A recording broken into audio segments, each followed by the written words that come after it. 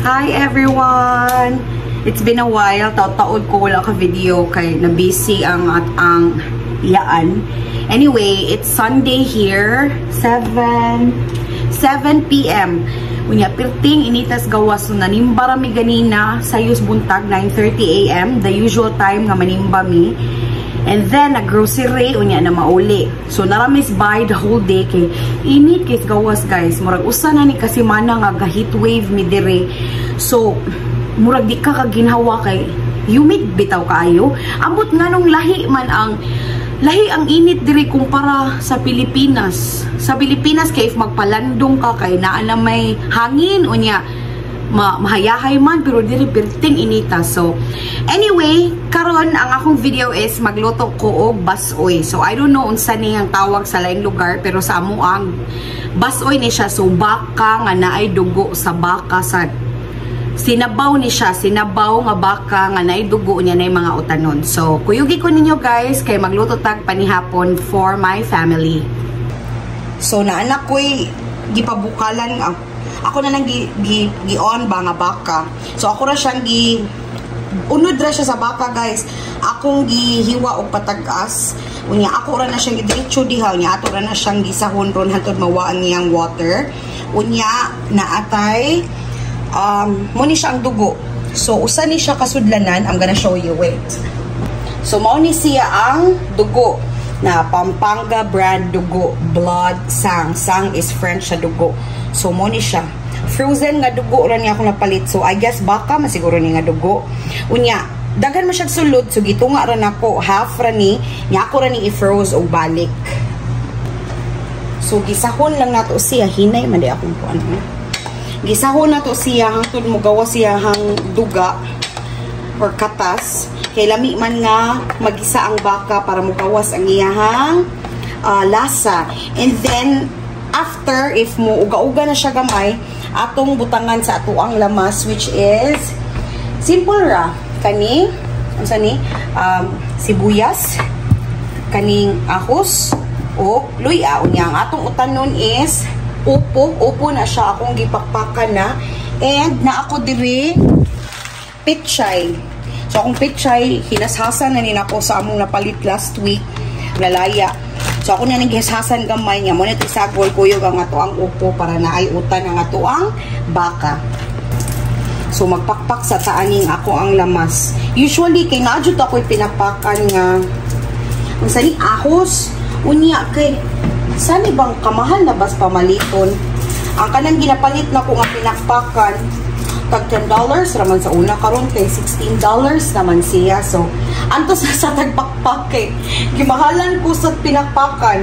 Anyway, kaya raman nato ang pakpak. So anaon ra nato na dili lang siguro na ko hutdo ning usa ka clove kay para isad kaayo daghan. Namsad ko'y garlic powder in case kuwang paglasa sa ahos. So muna nato i-add. So simple ra kay timpla ani nga tong baka, soy sauce. So gisingot na sad ko. Kita mo, nagluto ra gani ko gamay, gisingot ko inana kainit. Di ka daog ang aircon sa kainit. Kay murag 31 degrees pero feels like 39 degrees ingon ana kainit. Anyway, so saning tiwason. So as what I'm saying, ang timplada is tuyo lang. So, hotdon na lang nila ko na-change akong mind. Ako na lang siyang hotdon. Kaya hapit naman po mahurot o tad-tadaw ka ng pakpak na ko. Sayon naman kay dili man siya mupilit ang iyahang panit. Ito saray o kayon. So, tanawa guys. Ni gawas ng iyahang natural na duga. Muna yung lami sa baka. So, ato rin siyang gisag-gisahon in a while. If mahuman akong tad-tad sa ako ang lamas, panakot, ato na siyang isagon diri. Nya ato siyang palaton kay syempre gahi man ang baka kumpara sa baboy. So palaton sa nato siya before nato i-add ang ato ang gulay. So wala pa ni timpla ha. Ang iya pa jud ning duga. So wala pa ni toyo and everything. So ang iya haragid ng water from the meat. So, mana na kong cut ang mga lamas, guys.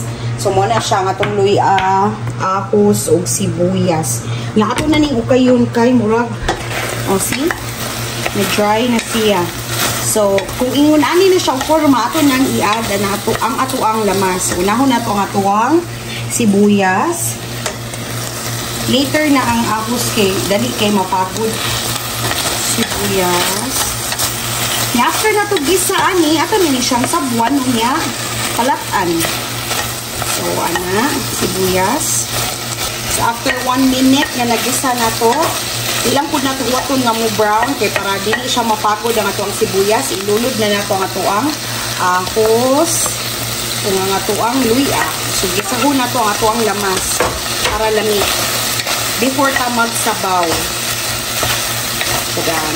So, growing up, just a little story about this food. Growing up, akong papa ba sa Sunday morning ang musudan. Basoy, unya Sunday lunch, nilat ang baka. So, nagdako ko nga kada Domingo gina, way pakyas, kada Domingo yun, na ang among pamahaw is basoy nga baka. So, karon nagkat-on na sa kong luto, kay ganahan man kay kuha niya. Ang malagi si Papa, happy mo luto, no? So, nagkat-on kong luto, unya, I think, murag na perfect naman sa nako. So, muna siya nga nagluto-luto ta karon para lahi na po ang atong sudan. Kay sige mo lang manok, oy. So, magbaka na sa kasin. Ana na siya forma, ato siyang butangan og sabaw. Kaya mupilit naman po ang ato ang baka, oh. So, ato siyang butangan og 2 ka baso nga tubig. So, naglisa nagmaayo, mag-add na to sa water. Usa, and then, magdugang pa cook another 1. 2. So, So, if makuwang siya unya, kay magpalata pa man ta, banabanahon lang tud na to og add og sabaw. Kay para, ug ganahan mong daghang sabaw, lami. Ug ganahan ra sad mo nga, di kay sabawon, pero, ang nature gid ani nga recipe is sabaw gini siya. So, ana na itong butanganan din. Ato na siyang takuban para mubukal na. So, ilaw na to atong heat. So, medium ra atong heat. And then, ato siyang waton nga magbukal. And then, hantod malata. So, first niya nga bukal, guys. Sukad nagbutang to sa 2 ka basong tubig. So, ato lang po siyang i-ukay-ukay, no? Ukay-ukayon. Hangtod na malata siya. So, if muhubas na ang tubig, dugangan lang nato according sa atong gusto. And then, after if lata na siya, mutangan na to ani oregano leaves. So, kalabo ragod na siya. Unya, kay wala man mi diri fresh nga kalabo. So, kani atong gamiton, kaning dried man niya, murag gidigdik na bitaw. Kay pino naman siya. Pero, mo gyud iyang baho. Smells like kalabo gid siya. Sa butangan na to siya unya ighapit na siya maluto. So nagsigil siya bukal, guys. Unya inihubas na gamay ang ako ang tubig. Unya na lang ako siya dugangan if mugamay na jud og maayo unya. Ato sa na siyang balikon og pabukal. Ya pagabantayan lang nato kay para dili sad siya mahubsan og tubig. Unya nahiwa na nako ang mga utanon. So, ang atong upo o pichay. So, hapit na ni siya mga ano lang siguro, 20 minutes or less, no?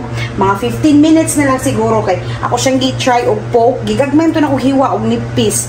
So, mas dali siya malata. So, gamay na lang ni mga 10 to 15 minutes maluto na niyo niya. Makapanihapon na ta. So, natimplahan na day ni nako, ha? Nakalimot ko ganina o press sa video. Ingon day sa akong videographer. So, ang akong gitimpla is gamay nga toyo, asin, pepper, maura, katura-tulo. So, toyo, asin, pepper. So, banaan lang ninyo according to your liking. Para nako sakto naman ni. Wala ni specific nga ni measurement akong pagtimpla if magluto ko. So, bana-bana ra nang ako. So, kamo na si bahala. Kay na may uban himarato, na uban nga ganahan ra og bland, dili kay para. So, kamo ni bahala og timpla. So, ato na po na siyang pabukalon para musurop sa ato ang karni ang ato ang timpla. Nahubas na siya, guys. Wa na siya tubig and humok na siya. See? Maana na nato ang karni. So, ako na lang ni siyang dugangan og tubig na sal para na siya isabaw. Ni ato nang isagol ang ato ang mga utanon. Kinalasan na to isagol ang ato ang dugo. So, magsagol sa ko og 2 ka baso na sad na tubig. Then, butangan na to og oregano leaves after. Kaduhan na to. So, I guess, dugangan lang na ko gamay. Para so, butangan na to oregano leaves. Abli na ba ka ni? Gamit naman rin ako. Abli na siya. Tchadan! Ano na to? Ay! Sakto na siguro na. Itong i-mix. Di lang po na to, daghanon kaayo kay ma-overpower niya ang sani, baho sa kalabo. Smells like kalabo na siya, guys. So, katura, medyo daghan-daghan gani siguro to, pero that's okay.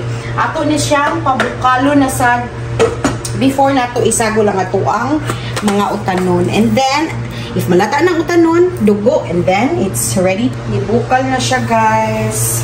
So, ato nang ilunod ang ato ang upo. Akong gidaghan og utanon kay akong mga anak ganahan kay sila mukaon og vegetable. Labi na og sa sabaw. So ganahan kay mga bata ani. Ako silang gianad nga mukaon og vegetable kay para ug unsa akong among sudan mukaon lasad sila. Ako na lang pong apilon ang mga stem sa pechay.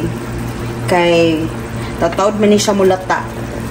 Nya ang mga dahon ato orang butang later after mga 3 minutes nga magbukal siya. Kay aron dili kay lata ang atoang dahon.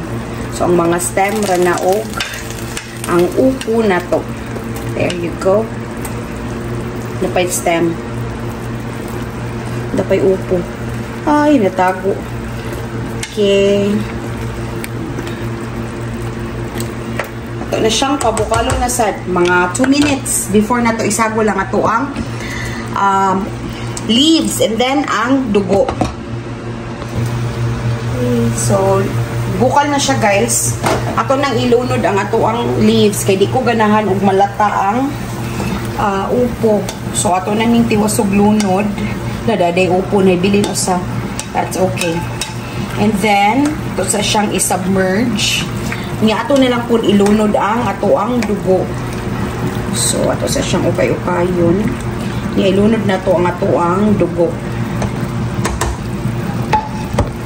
So, ato na ni isago lang ato ang dugo sa baka. So, ukayon na to ha. Arong dili mo gahi ang ato ang dugo. Kaya, di na to ukayon. Maghimo niya ng, di ba, if mapabukalan ang dugo, kay mo gahi siya. So, I don't think nga mugahi pa noon siya dire. So, ana siya. Wow! Mura na yun nagbasoy sa kong papa. Labinaw ka ng pista, oh. Or kanay ka Domingos buntag. Mo gini siyang purmaha, guys. Mo gining dagwaya. Unya, ato na siyang pabukalon last. Then, ato nang tilawan. And then, mga una tao panihapon. Luto na siya. Ato ng pagngon. Luto ng ato ang basoy. It's dinner time. Para oh. Ato ng sukaron ng ato ang basoy. That's it. Nagbukal pa yun siya, guys. Oh. There you go. Para ang atoang basoy. Tanga na itong daghang sabaw. Para daghang mahigop ang atoang mga batos. There you go. So, mauna ang akong simple recipe sa ako ang beef basoy. Hope you guys like it and follow for more. Thank you so much for watching. Sunod na sad!